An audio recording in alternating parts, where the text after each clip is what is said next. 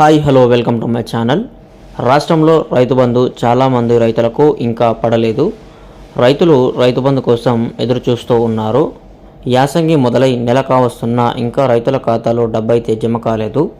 December 12 నుంచి రైతు బంధు డబ్బులు జమ చేయడం మొదలుపెట్టిన ప్రభుత్వం జనవరి 6 వరకు జమ చేస్తూ ఉంది. అది కూడా ఎకరం లోపు ఉన్న వాళ్ళకి మాత్రమే రైతు బంధు డబ్బులు అనేది జమ చేశారు.